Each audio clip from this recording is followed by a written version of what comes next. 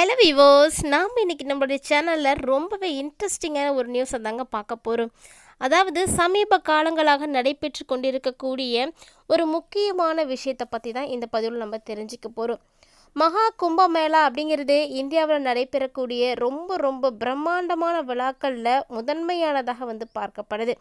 இந்த கும்பமேளா பலருக்கும் பார்த்திங்கன்னா முழு விவரங்கள் தெரியாமல் இருக்குது. அதாவது இந்த விழா எதற்காக தான் நடத்தப்படுது இப்படின்றது கூட தெரியாமல் இன்னுமே பலரும் இருக்காங்க.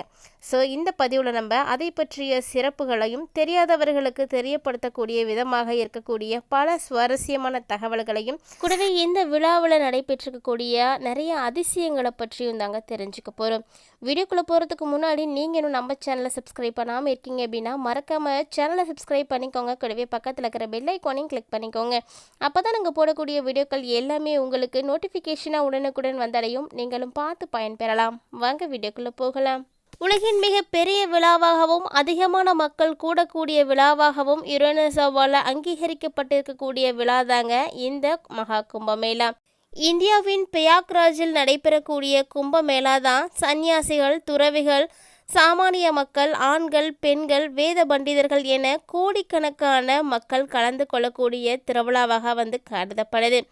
கும்பமேளா திருவிழா அப்படிங்கிறது ஹரித்வார், பிரயாக்ராஜ், உஜ்ஜைனில் மற்றும் நாசிக் ஆகிய 4 இடங்களில் ரொம்ப வெகு விமர்சையாக நடத்தப்படும். இருந்தாலுமே கூட பிரயாக்ராஜில் நடைபெறக்கூடிய கும்பமேளா தான் பிரசித்தி பெற்றதாக காணப்படுது. அப்படி இந்த பிரயாக்ராஜில் நடைபெறக்கூடிய கும்பமேளாவில் என்னதான் சுவாரஸ்யமானது இருக்குது அப்படின்றத நம்ம தொடர்ந்து பார்க்கலாம். மொத்தமாக 4 வகையான கும்பமேளாக்கள் காணப்படுதுங்க. அதாவது ஆர்த் கும்பமேளா, பூர்ண கும்பமேளா, மக் கும்பமேளா மற்றும் மகா கும்பமேளா அப்படின்னு சொல்லுவாங்க. இது ஒன்றுக்குமே வித்தியாசங்கள் அப்படிங்கிறது காணப்படும். அதாவது ஆர்த் கும்பமேளா அப்படிங்கிறது 6 வருடங்களுக்கு ஒரு முறை நடத்தப்படக்கூடியது. இது ஹரித்வார் மற்றும் பிரயாக்ராஜில் நடத்தப்படும். அதே பூர்ண கும்பமேளா அப்படிங்கிறது 12 ஆண்டுகளுக்கு ஒரு முறை ஹரித்வார் மற்றும் பிரயாக்ராஜ், நாசிக், உஜ்ஜைனில் ஆகிய 4 இடங்களில் நடத்துவாங்க. மக் கும்பமேளா அப்படிங்கிறது ஆண்டுதோறும் ஜனவரி மற்றும் பிப்ரவரி மாதங்களில் நடத்தப்படும். இது பிரயாக்ராஜில் மட்டுமே நடத்தப்படுது. இதை சேட்டா கும்பமேளா அப்படின்னு சொல்லுவாங்க. ஆனால் மகா கும்பமேளா அப்படிங்கிறது தாங்க சுமார் 144 ஆண்டுகளுக்கு ஒரு முறை நடத்தப்படக்கூடியது. 12 பூரண கும்பமேளாக்களுக்கு பிறகு நடத்தப்படக்கூடியது. இது பிரயாக்ராஜில் மட்டும்தான் நடத்துவாங்க. அப்படிப்பட்ட சிறப்புமிக்க இந்த மகா கும்பமேளா எப்படி உருவானது அப்படின்னு பார்த்தீங்கன்னா, ஒரு முறை அமிர்தத்தை பெறணும் அப்படிங்கிறதுக்காக தேவர்களும் அசுரர்களும் பார்க்கடலை கடைஞ்சிருக்காங்க. அப்போ பல்வேறு தெய்வீக தன்மைகள் கொண்ட பொருட்கள் எல்லாம் தொடர்ந்து அமிர்தமாக கிடைச்சிட்டு இருந்தது. அது அசுரர்களுக்கு கிடைத்தது விடக்கூடாது அப்படிங்கிறதுக்காக மகாவிஷ்ணு மோகினி அவதாரம் எடுத்து அமிர்த கலசத்தை அதாவது கும்பத்தை எடுத்து போயிருக்காரு.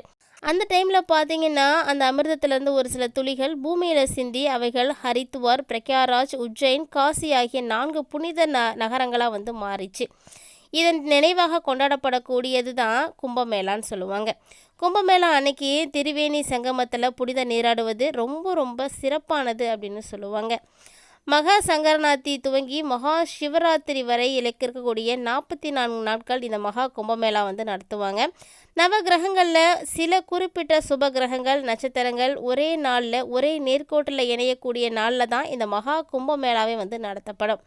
அப்படி ஒரு அற்புதமான நாள் தான் இந்த ஆண்டு வர இருக்கக்கூடியது. அதாவது ஜனவரி 13ஆம் தேதி துவங்கி பிப்ரவரி 26ஆம் தேதி வரை நடைபெறக்கூடிய மகா கும்பமேளாவின் பொழுது கங்கை, யமுனை, சரஸ்வதி ஆகிய 3 நதிகளும் பார்த்திங்கன்னா சங்கமிக்கக்கூடிய திரிவேணி சங்கமத்தில் புனிதமாக நீராடணும் அப்படின்னா எல்லா விதமான பாவங்களும் நீங்கும், நமக்கு மோட்சம் கிடைக்கும் அப்படிங்கிறது நம்பிக்கை.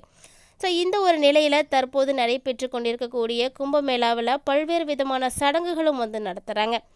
யானைகள், குதிரைகள், ரதங்கள், மின்னும் வாள்கள் ஆகியவற்றுக்கு பூஜை செய்து ஊர்வலமாக எடுத்துகிட்டு போகிறாங்க. அதாவது இது பார்த்திங்கன்னா ஜனவரி 13ஆம் தேதி ஸ்டார்ட் பண்ணி பிப்ரவரி 26ஆம் தேதி வரைக்குமே நடத்தப்படுதுங்க. ஜனவரி 13ஆம் தேதி பௌர்ணமி ஸ்தானத்தோடு துவங்கக்கூடிய இந்த மகா கும்பமேளா பிப்ரவரி 26ஆம் தேதி மகா சிவராத்திரியோடு நிறைவு செய்வாங்க. இப்படிப்பட்ட சிறப்புமிக்க மகா கும்பமேளாவில் இது வரைக்குமே அதாவது பிரயாக்ராஜ் மகா கும்பமேளாவில் 60 கோடிக்கும் அதிகமான பக்தர்கள் சங்கமித்து நீராடி இருக்காங்க. இவ்வளவு பேர் புனித நீராடியக்கூடிய போதிலுமே கூட கங்கை நீர் இன்னும் முழுமையாக கிருமிகள் இல்லாமல் இருக்குது அப்படின்னு சொல்லப்படுதுங்க. இவ்வளவு பேர் நீராடியுமே கூட கங்கை நதி தன்னுடைய புனித தன்மையை இழக்கல அப்படிங்கிறது எல்லாருக்குமே ஆச்சரியத்தை ஏற்படுத்தி கொடுத்துருக்கு. ஸோ பக்தர்கள் அனைவருமே இதை வியப்புல தான் வந்து பார்த்துட்ருக்காங்க. சொல்லப்போனால் உலக மக்கள் அனைவருக்குமே இது மிகப்பெரிய ஆச்சரியமாக தாங்க இருக்குது. நாட்டின் முன்னணி விஞ்ஞானிகளில் ஒருவராக இருக்கக்கூடிய பத்மஸ்ரீ டாக்டர் அஜய் சோங்கர் இவர் நடத்திய ஆய்வின் மூலமாக உலகின் ஒரே நன்னதி கங்கை, அதில் 1100 வகையான பாக்டீரியா பேஜ்கள் இருக்குது அப்படின்னு சொல்லப்பட்டிருக்கு. இவை இயற்கையாகவே மாசுபாட்டை நீக்கி அவற்றினுடைய எண்ணிக்கையை விட 50 மடங்கு அதிகமாக கிருமிகளை கொன்று தண்ணீரை சுத்தகரிக்க முடியும் அப்படின்னு சொல்லப்படுது. அதாவது இந்த பாக்டீரியோ பேஜ்கள் தான் அவற்றினுடைய ஆரண்யக்களை எல்லாம் மாற்றி அமைக்கின்றன அப்படின்னு சொல்கிறாங்க. பத்மஸ்ரீ டாக்டர் அஜய் சோங்கர் முன்னாள் குடியரசுத் தலைவர் மறைந்த ஏபிஜே அப்துல் கலாமே பாராட்டி இருக்கிறாரு. அதாவது மகா கும்பமேளாவில் கங்கை நீர் குறித்து நடத்தப்பட்ட ஆய்விற்கு பின்னரே பத்மஸ்ரீ டாக்டர் அஜய் சோங்கர் இதை வந்து தெரிவிச்சிருக்காரு. அதாவது பத்மஸ்ரீ டாக்டர் அஜய் சோங்கர் கங்கை நீரினுடைய சக்தியை கடல் நீரின் சக்தியோடு வந்து ஒப்பிட்டு பார்த்துருக்காருங்க. தன்னுடைய ஆய்வில் கங்கை நீரில் இருக்கக்கூடிய பாக்டீரியா பேஜ் தீங்கு விளைவிக்கக்கூடிய ஒவ்வொரு விதமான பாக்டீரியாக்கள் மாசுபாட்டையும் கொன்று அதற்கு பின்னர் தானாகவே மறைந்து விடும் அப்படிங்கிறத வந்து கண்டுபிடிச்சிருக்காரு. ஸோ மரபணு குறியீடு, செல் உயிரியல், புற்றுநோய், தன்னியக்கவியல் ஆகியவற்றில் உலகளாவிய ஆராய்ச்சியாளராக இருக்கக்கூடிய அஜய் சோங்கர், அதாவது தொழில்நுட்ப நிறுவனம், வாகினியங்கள், பல்கலைக்கழகங்கள், வைரஸ் பல்கலைக்கழகம் மற்றும் ஹார்வர்ட் போன்ற மருத்துவ பள்ளி போன்ற முன்னணி நிறுவனங்களோடு இணைந்து இந்த ஆய்வை வந்து நடத்தியிருக்காருங்க. ஸோ இது போல் எக்கச்சக்கமான ஆராய்ச்சிகள் முன்னிலையில் இருக்கக்கூடிய நிறுவனங்களோடு நடைபெற்றிருக்கக்கூடிய இந்த ஆராய்ச்சியில் எல்லாருக்குமே ஒரு வியப்பை வந்து ஏற்படுத்தி கொடுத்துருக்கு. அதாவது சொல்லப்போனால் கிட்டத்தட்ட உலக விஞ்ஞானிகள் அனைவருமே மிகப்பெரிய ஆச்சரியத்தில் மூழ்கியிருக்காங்க. ஸோ இதை கேள்விப்படும் பொழுது நமக்குள்ளே ஒரு வியப்பானது ஏற்படுதுங்க.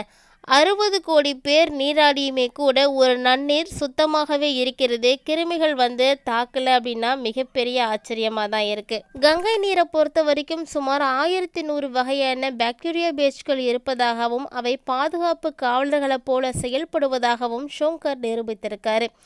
அதாவது இந்த ஒரு பாக்டீரியா பேஜ்கள் கங்கை நீரில் இருக்கிறதுனால தான் புனித நதியாக இது வந்து பார்க்கப்படுது. இந்த பாக்டீரியா பேஜ்கள் முதல்ல தீங்கு விளைவிக்கக்கூடிய பாக்டீரியாக்களை மட்டும்தான் அடையாளம் கண்டுபிடிச்சு அதையெல்லாம் அழிக்கிறாங்க. பிறகு பார்த்திங்கன்னா இந்த பாக்டீரியா பேஜ்கள் பாக்டீரியாவை விட 50 மடங்கு சின்னதாக இருக்கும். ஆனால் அவை மிக மிக சக்தி வாய்ந்தவையாக இருக்கும் அப்படின்னு சொல்லப்படுதுங்க. அதனால் பாக்டீரியாக்குள்ளேயே நுழைந்து அவற்றினுடைய ஆரண்யவையெல்லாம் ஹேக் செய்துட்டு இறுதியில் அவற்றையே வந்து அழிக்குது. மகா கும்பமேளாவின் பொழுது லட்சக்கணக்கான மக்கள் சங்கமத்தில் புனித நீராடும் பொழுது கங்கை உடலில் இருந்து வெளியேற்றக்கூடிய கிருமிகளை வந்து அச்சுறுத்துதலாக உணர்ந்து தண்ணீரில் இருக்கக்கூடிய பாக்டீரியா பேஜ்கள் உடனடியாக வந்து செயல்பட்டு அவற்றையெல்லாம் அழித்திடும். ஸோ இது போல் டாக்டர் அஜய் சோங்கர் பாக்டீரியா பேஜ்களுடைய மருத்துவ குழுவினுடைய அறிக்கையின்படி இந்த காலகட்டங்களில் ஒரு மனிதனுடைய உடலிருந்து வெளியேறக்கூடிய கழிவுகளானது அனைவருக்கும் மிகப்பெரிய பாதிப்புகளை ஏற்படுத்தக்கூடிய வகையில் தான் இருக்குது. இப்படி ஒரு காலகட்டங்களில் பாக்டீரியா பேஜ்களினுடைய மருத்துவ ஆற்றலை ஆய்வு செய்திருக்கக்கூடியவர் பாக்டீரியா பேஜ்களின் நன்மை பயக்கக்கூடிய பாக்டீரியாக்களை பாதிக்காமல் தீங்கு விளைவிக்கக்கூடிய பாக்டீரியாக்களை மட்டும் குறிவைத்து அளிக்குது அப்படின்னு சொல்லப்பட்டிருக்கு. கங்கையினுடைய தனித்துவமான சுய சுத்திகரிப்பு இயற்கையினுடைய மிகப்பெரிய கொடையாகவே அவர்கள் வந்து பார்க்குறாங்க. இப்படி பல்வேறு விதமான ஆராய்ச்சியாளர்களுடைய முன்னிலையில் நடத்தப்பட்டிருக்கக்கூடிய இந்த ஆராய்ச்சியில் கங்கை நீர் புனிதமான நீர் அப்படின்றது நிரூபணமாயிருக்குங்க. அதாவது காசியில் குளித்தால் நமக்கு பாவங்கள் போகும் அப்படின்னு சொல்லுவாங்க. ஆனால் கங்கை நீர் அவ்வளவு புனிதமானது. எத்தனையோ பிரச்சனைகள் அங்கு நடைபெற்றாலுமே கூட இந்த நன்னீரில் எந்த விதமான மாசுக்களுமே இருக்கிறதில்ல அப்படின்றது தான் உண்மையான ஒரு விஷயமும் கூட. 3 தினங்களில் முடிய இருக்கக்கூடிய மகா கும்பமேளாவில் உங்களுடைய குடும்பத்தில் யாரெல்லாம் வந்து கலந்துட்டு இருக்காங்க அப்படின்றத பற்றி மறக்காமல் வந்து கமெண்ட் பண்ணுங்கள். மேலும் மகா கும்பமேளாவை பற்றி உங்களுக்கு என்ன விஷயங்களானது தெரியும் அப்படின்றத பற்றி மறக்காமல் கமெண்ட் பண்ணுங்கள். இந்த ஆண்டு நடைபெற்றிருக்கக்கூடிய மகா கும்பமேளாவில் ஏற்பட்டிருக்கக்கூடிய சுவாரஸ்யமான ஆச்சரியங்களை ஆழ்த்தக்கூடிய விஷயம் என்ன அப்படின்றத பற்றி பார்த்துருப்பீங்கன்னு நினைக்கிறேன். வீடியோ உங்களுக்கு பிடிச்சிருந்தால் லைக் பண்ணுங்கள், ஷேர் பண்ணுங்கள், மறக்காமல் கமெண்ட் பண்ணுங்கள். இது மட்டும் இல்லாமல் இது போல் நிறைய இன்ட்ரெஸ்டிங்கான ஆன்மீகம் சார்ந்த தகவல்களை எல்லாம் உடனுக்குடன் பார்க்கறதுக்காக சேனலை சப்ஸ்கிரைப் பண்ணிவிட்டு ஃபாலோ பண்ணிக்கோங்க. கூடவே ஆன்மீக ரீதியாக நம்மளுடைய சேனலில் கொடுக்கப்படக்கூடிய ஒவ்வொரு விதமான தகவல்களுமே ரொம்பவே சுவாரஸ்யமான ஒரு தகவல்கள் தாங்க. அனைவருக்குமே பயனளிக்கக்கூடிய வகையில் இருக்கக்கூடிய இந்த விஷயங்களை நீங்கள் மிஸ் பண்ணாமல் பார்க்கறதுக்காக சேனலை சப்ஸ்கிரைப் பண்ணிவிட்டு ஃபாலோ பண்ணிக்கோங்க. இது போல் சுவாரஸ்யமான தகவல்களோட மற்றொரு பதிவில் சந்திக்கலாம்.